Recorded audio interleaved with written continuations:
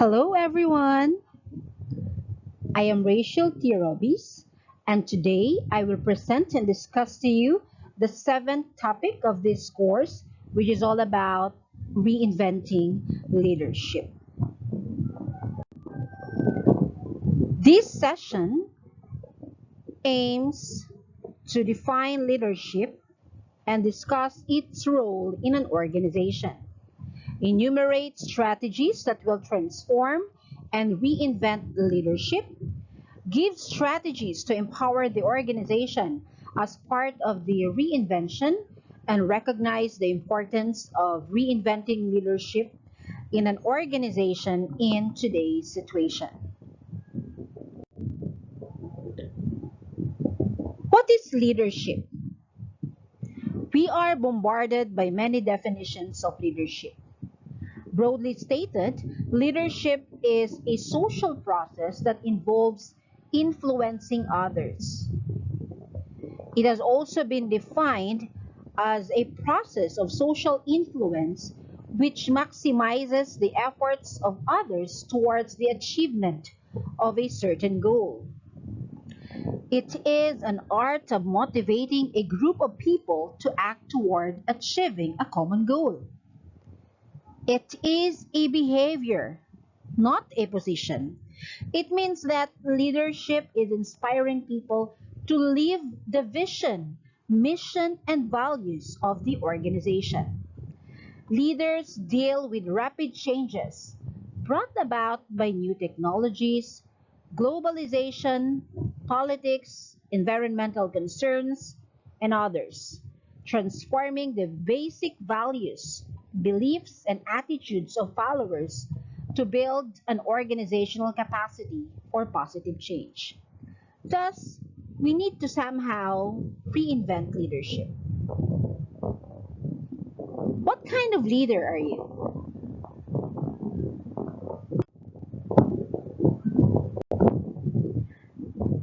Reinventing leadership.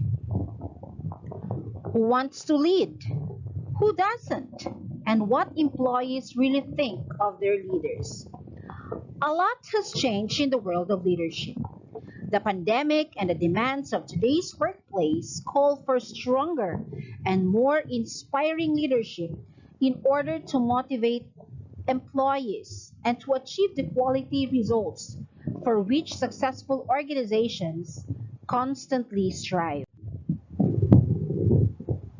For fun, let's have a survey. Which of these activities you might no longer need in this time of pandemic?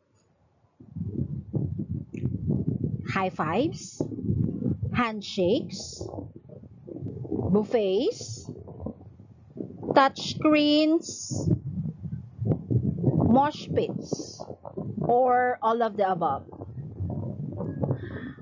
What are the items that you are leaving behind? Or do you want to add more? Well, let's discuss your answers later. People nowadays are leaving behind things and activities that no longer serves them, right? What about leadership? Do we still need leadership in today's world where we are in a somehow hybrid environment? Yes, of course. And this is the time where we can reinvent leadership to be more innovative and creative for the benefit of the organization. Leaders need to reinvent themselves. Do you agree with that? The questions are, how do we start and where do we start? Well, we can ask the following questions first as our guide. What are the biggest successes and stumbles of leaders? Are your managers doing a good job? What do you need from them? What motivates you about the work you do? Do you want to be a people leader? Why or why not?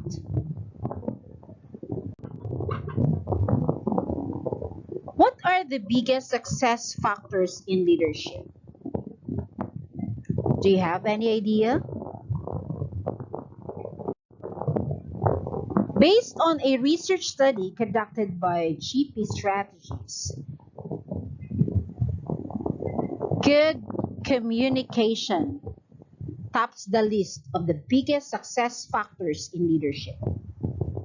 This is no surprise to us, right? Communication is important in leadership in every organization. It is the way we share feedbacks and goals.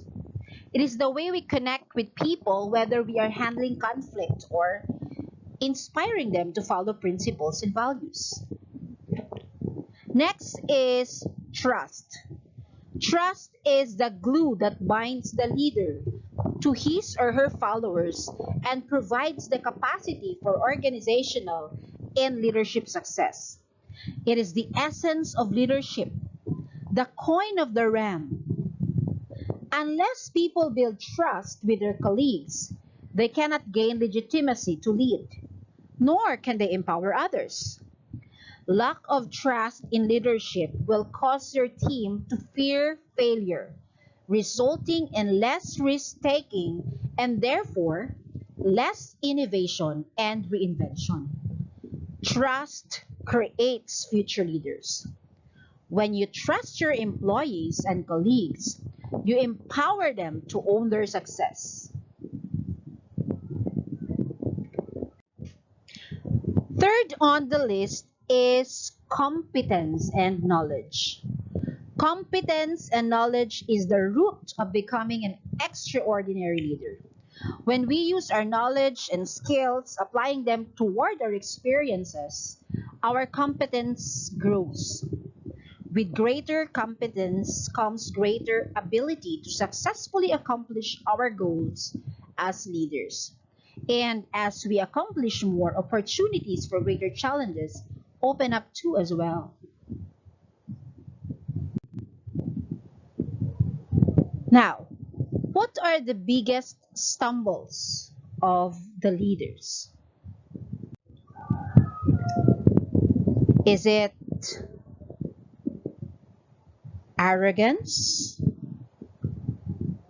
poor communication skills, inability to handle conflict, not trustworthy, not diverse and inclusive, not in touch with career aspirations, doesn't understand team challenges, or poor decision making?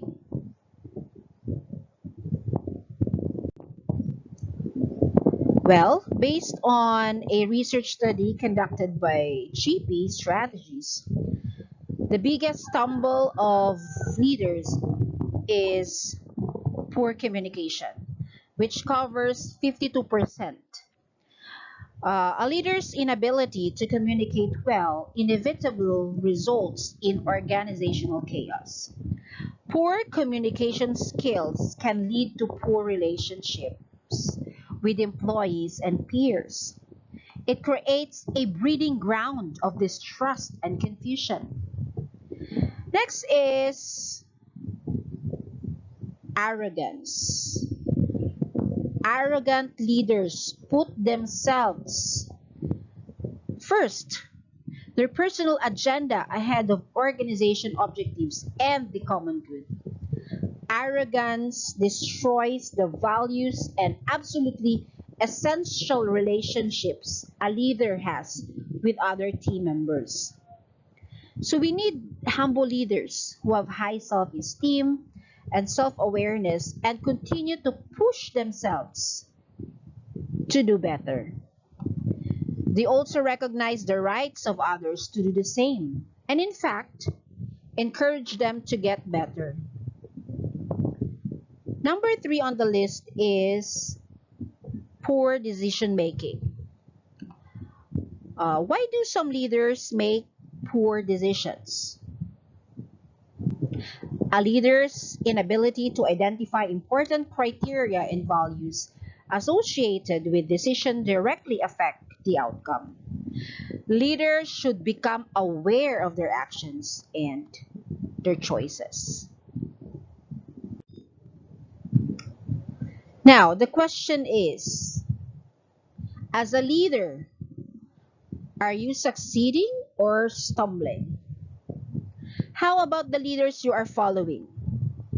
Let us try to reflect on these questions and discuss it later as you share your thoughts during our discussions. Do I share information transparently? Are my people aware of what I'm working on? Do I involve others in the decision-making process where I can? Am I communicating for competence as well as connection? Am I aware of how I'm coming across to others?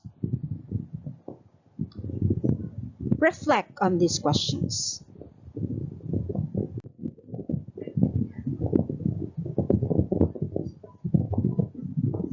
The demands of today's workplace call for stronger and more inspiring leadership. In order to motivate employees and to achieve the quality results for which successful organizations constantly strive. In Reinventing Leadership, Warren G. Bennis and Robert Townsend show leaders how to empower their organizations and bring the best out of each employee.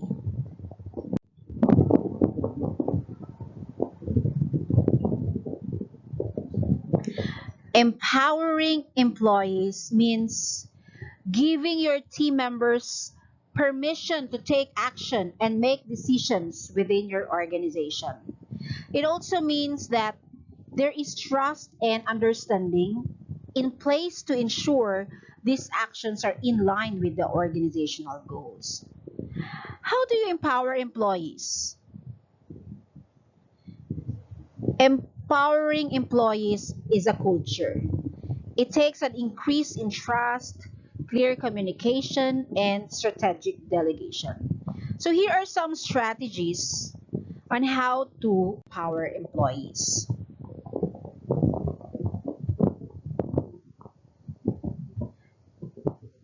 First, delegate to develop. Delegate to take drudge work off your plate is often short-sighted and misses an opportunity to strengthen and empower your team.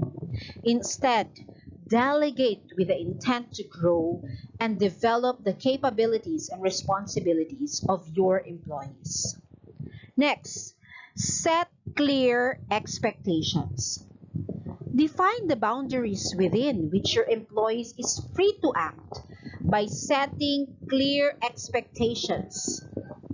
You're giving your employees permission to make decisions while ensuring the decisions are in line with organizational goals. Number 3, give employees autonomy over assignments. When you delegate, accept that this may mean your employee may complete the task differently than you would. Number 4, provide necessary resources. You offer tools, resources, and be a sounding board for ideas. Number 5, give constructive feedback. When debriefing on a project, be thoughtful and specific about the feedback you provide. Telling someone they did a good job doesn't give them any direction for what to continue doing in the future. So be specific about the actions or attitudes you'd like to see repeated and the impact it had on others. Number 6, accept ideas and input. When possible, include your employees in decision making and goal setting. If they can't be involved, at least be open to hearing their ideas and inputs. Not only can being receptive to new ideas help empower your employees, it can also open up your organization to great new ideas. 7, communicate the vision of the organization. So, by clearly communicating the vision of the organization and how a team and its individuals contribute to that vision, you are empowering them with the knowledge that their contribution is making a difference. 8. Recognize and give rewards to employees for hard work. So showing appreciation for work well done makes it more likely that a person will do it again and do it even better. It would also encourage them to continue to be innovative, creative, take action, and to solve problems.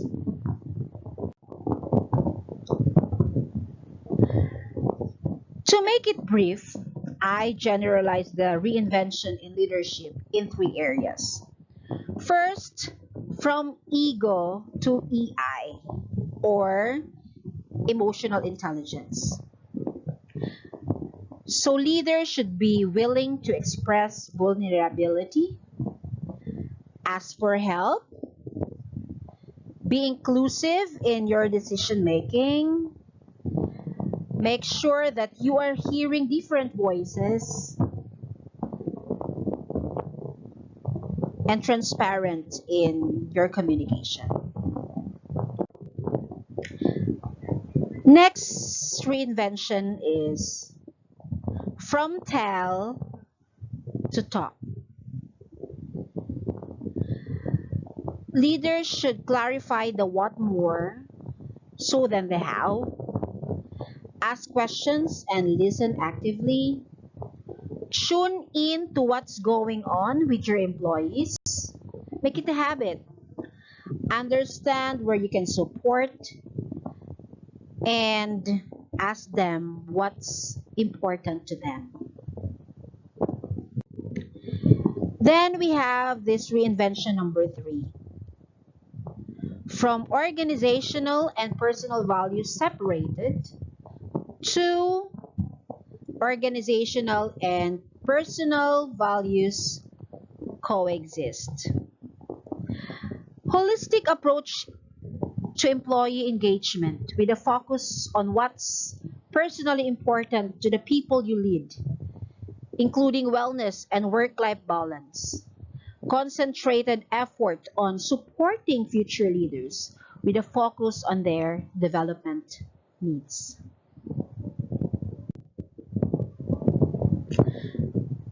The strategies shared will help transform leadership vision into reality and lead organizations into future that includes increased employee satisfaction and continued economic growth.